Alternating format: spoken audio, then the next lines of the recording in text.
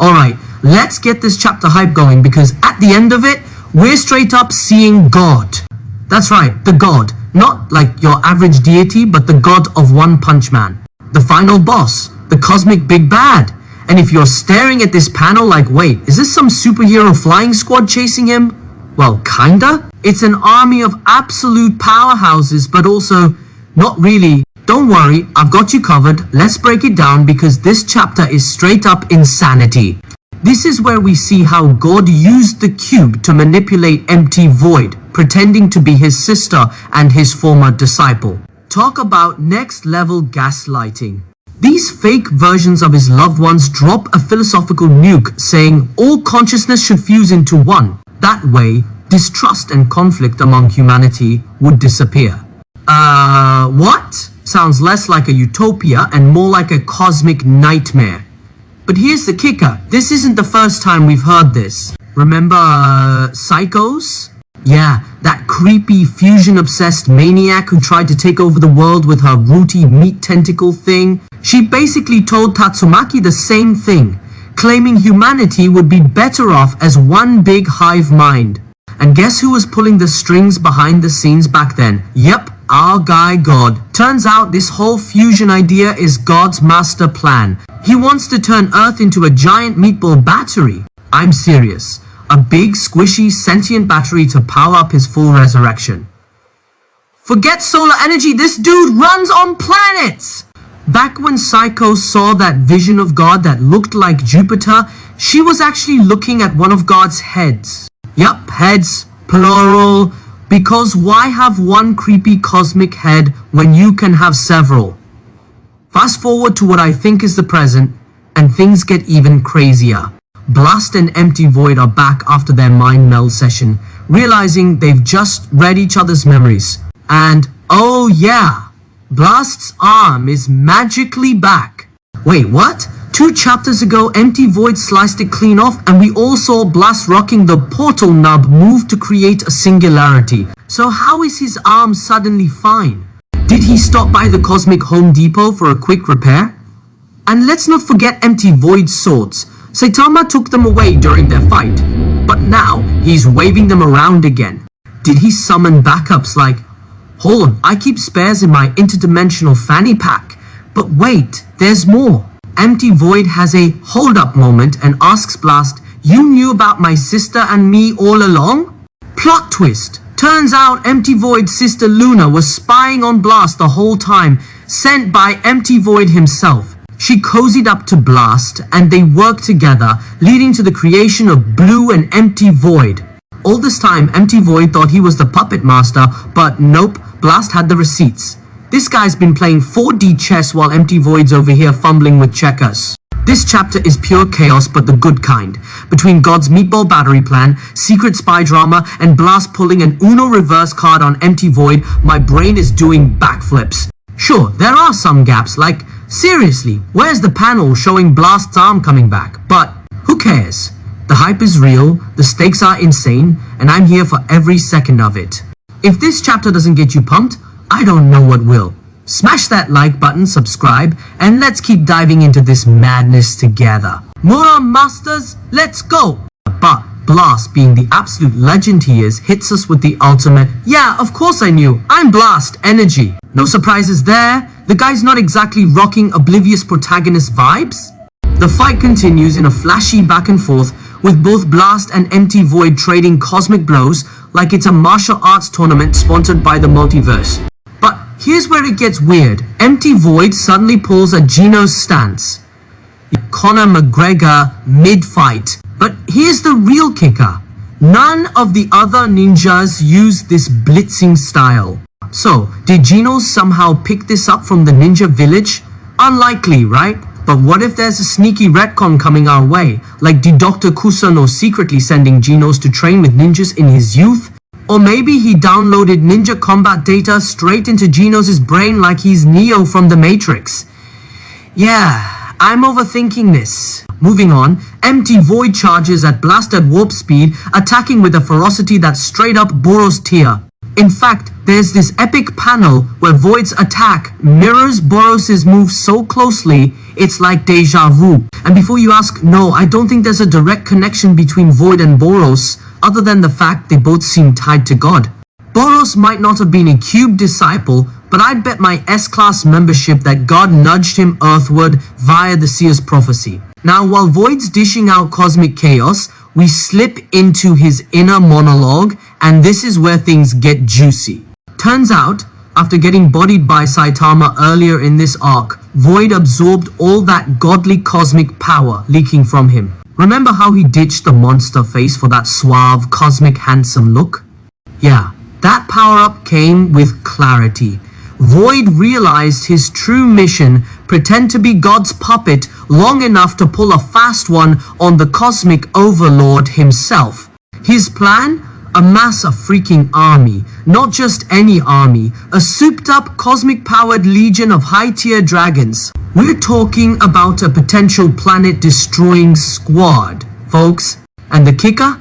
Void's ready to sacrifice himself to make it happen. By spreading his power across his army, he's creating an elite force designed to take down God.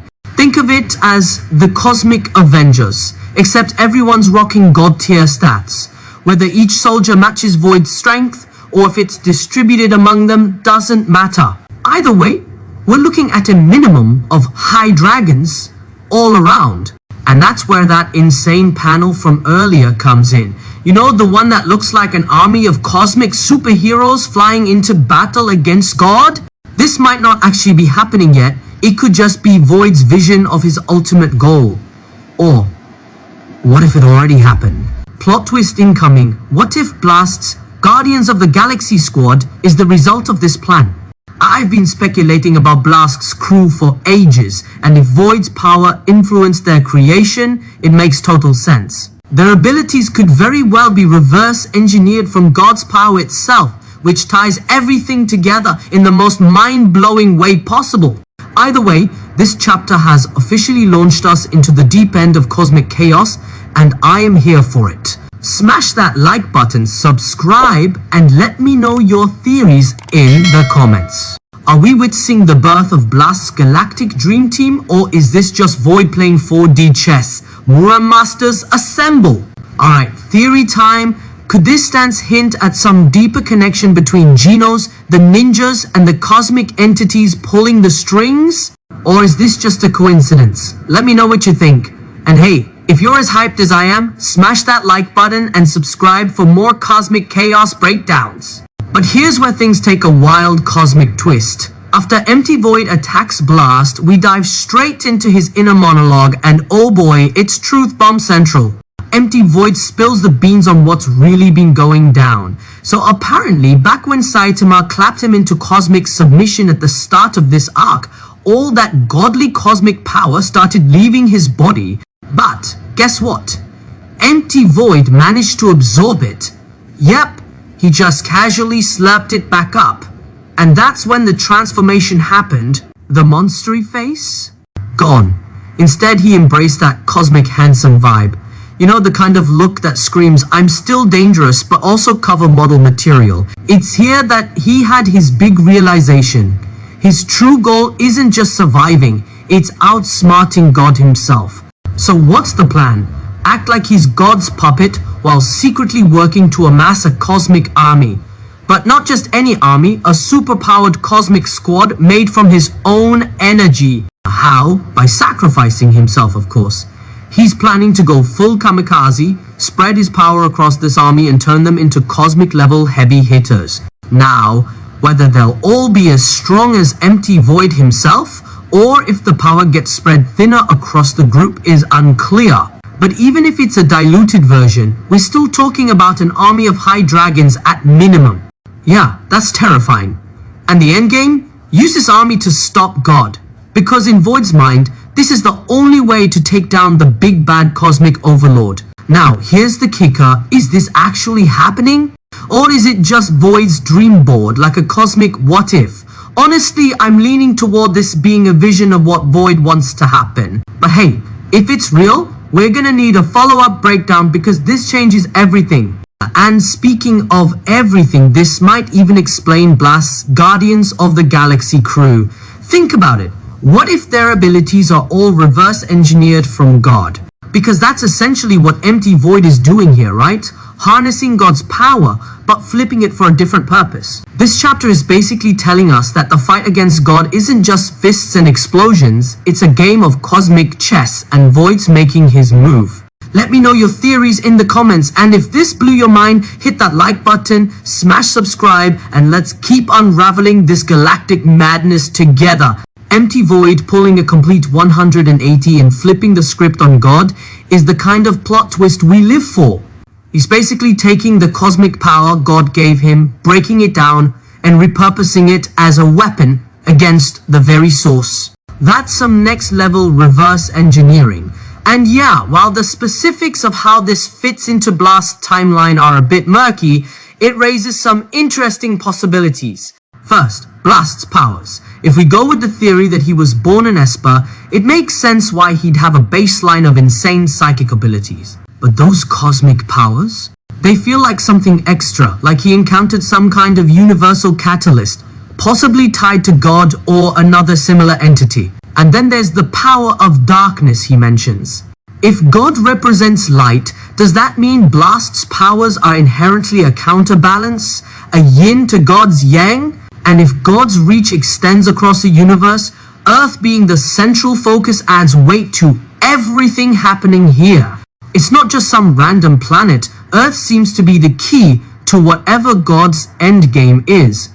Maybe it's because of its unique conditions, the abundance of life, or just the sheer chaos of humanity, who knows? But it's clear Earth is the main stage for this cosmic showdown. Now back to Empty Void. His sacrifice, or vision of sacrifice, is both noble and tragic. By spreading his power to others, he's essentially creating a force capable of challenging God, even if it means giving up his own life.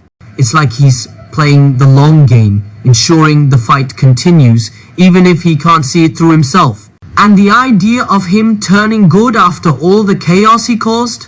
It's the ultimate redemption arc. He went from being God's tool to God's worst nightmare, all in the span of a few chapters. This chapter leaves us with so many questions and theories. How deep does God's influence go? Is Blast's team tied to this power-sharing concept?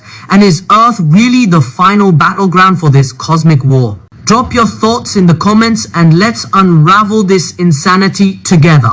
This story is only getting crazier from here. If you enjoyed the video, don't forget to hit that like button. And if you haven't subscribed yet, what are you waiting for? Join the crew and stay updated with all the cosmic madness. Catch you in the next one. Stay sharp, stay hyped.